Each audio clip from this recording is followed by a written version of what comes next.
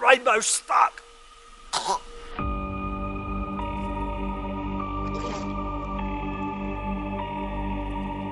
Get this rainbow.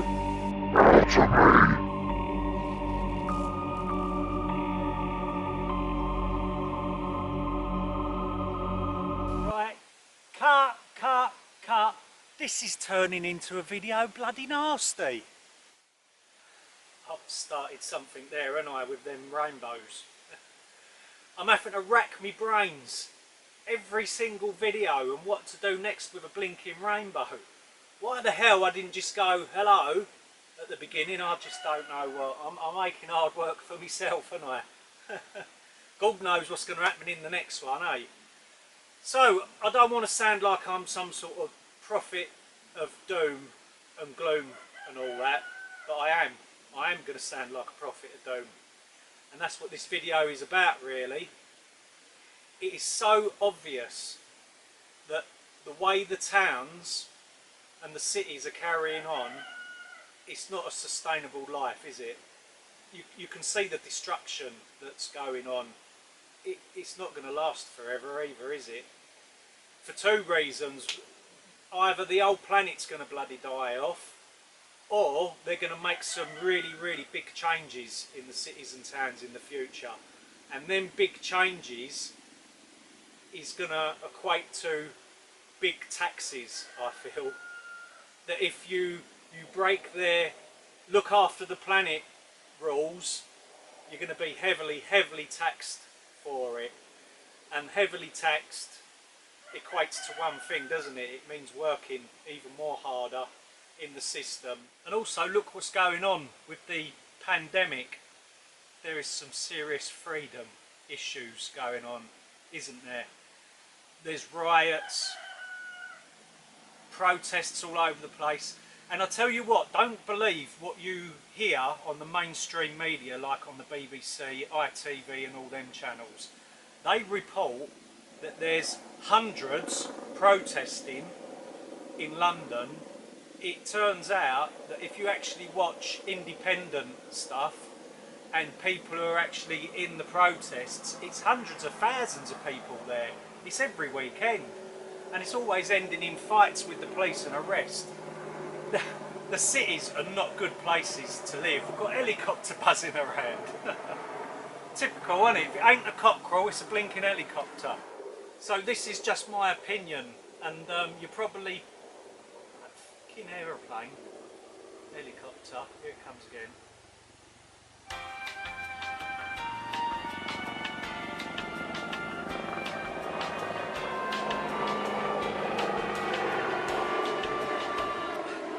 I love living next to an airbase, but sometimes it can be a bit aggravating when you're trying to make a video which is very late. So this is just my opinion, and a lot of people out there will be thinking I'm talking a load of old codswallop, but I really do feel that at this moment in time you need to get out of the cities, because they're not good places, they're not sustainable, and the only sort of sustainable life that I can visualise at the moment is one where you're sort of living off the land, growing your own food. There'll be zero food miles. The pollution caused by food miles, you'd be so surprised. And just living a more basic way of life is going to help sustain this planet. Mass consumerism is no good, is it, for the planet? And you don't need all this stuff in life, really. You just need the basic essentials to live. When you think about it, you need food, shelter, warmth and comfort. If you've got them things, oh, and your health, obviously, if you've got them things, you're pretty much all the way there, aren't you, in life? It's just that all of this other things, all this stuff can bring happiness, but along with owning a lot of stuff, it's sort of this, you have to pay a price for it, a hefty price, don't you? whether it's trying to replace the things that have gone wrong because of all the stuff you own, or just the heavy price it pays on the planet. It's not good, is it? So a simple life is a good life. This is our new addition to the holiday let caravan, the lazy hammock.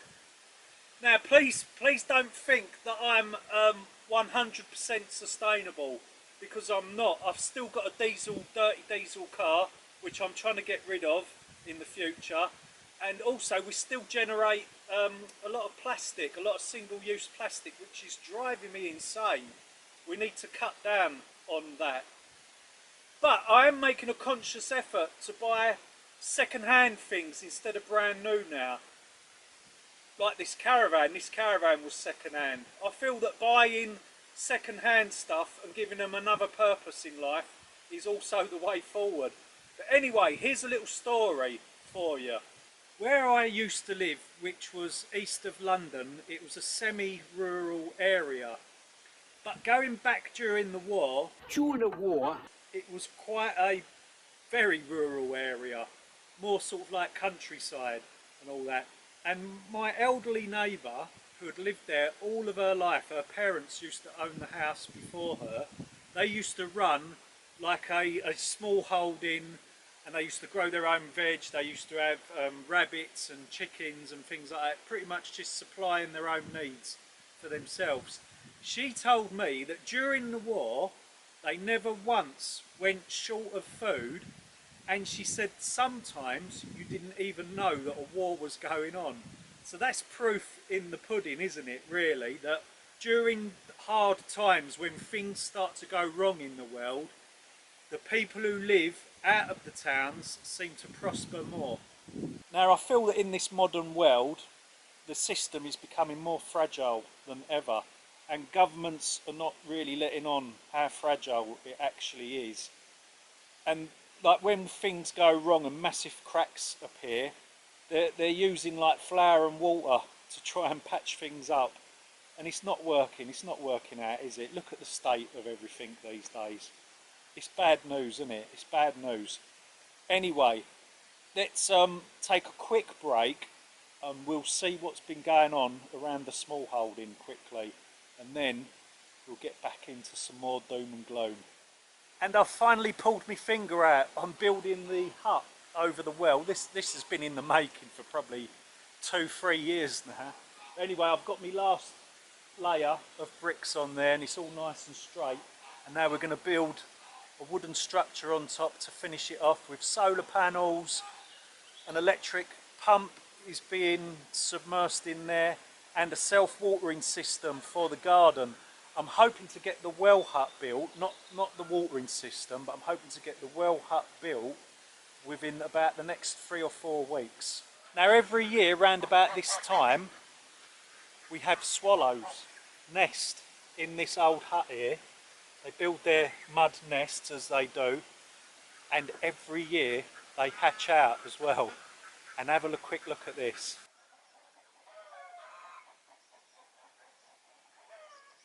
The geese are doing well. Look how big they've got.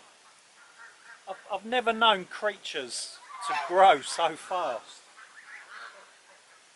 Isn't it lovely?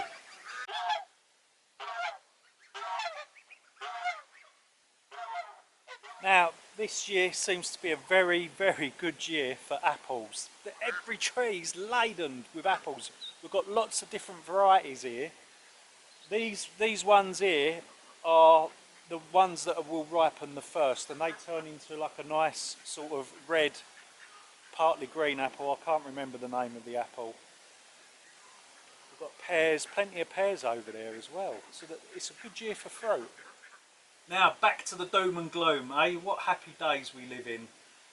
So the sun has just entered a new solar cycle, and there is a very small possibility that the sun could give off a huge flare, a solar flare, which could actually knock us back to the Stone Age. It will just literally knock out our grid, it will knock out all of our communications, it will knock out all of the electricity as we know it. So that even means there'll be no fresh water coming out of your taps if you're connected to the grid, which is why I'm trying to go off grid as well now.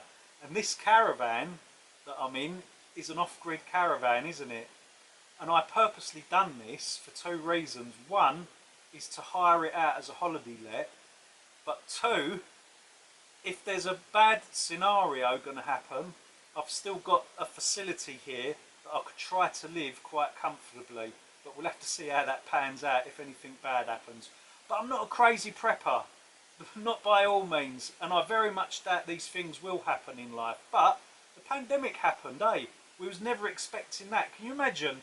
You'd say, right, next year nobody will be allowed out of their house, and if you do go out of your house you're going to get heavily fined and arrested. There's going to be this nasty pandemic going around. You just wouldn't have believed it, would you? Well, these things happen, eh? So a solar flare, you never know, it might happen. Now, it was nearly 20 years ago I decided that the system was knackered and it was heading in the wrong direction, and it's taken me 13 years to be able to buy this small holding, and we've now been here for 7 years and I've still not finished being self-sufficient here. I've still not finished completing the dream and all that. There's still plenty more projects to go. So anyone out there wanting to do this, just be patient, you'll get there in the end as long as you persevere, and it's something that won't happen overnight, so don't even think that it's going to happen at the click of a fingers. There's a lot to learn and there's a lot to do. And you have to be in the system, sadly. You have to be in the system first to get this far and get a small holding, or unless you're lucky enough in life to have someone leave you a small holding. So by being self-sufficient, it can help you muddle through these situations when they arise. Now, over the years I've been investing in off-grid equipment, and this is a little gem that I found at a car boot sale a few years back. I do love anything hand cranked that don't take any electricity. I absolutely love. Now check this one out.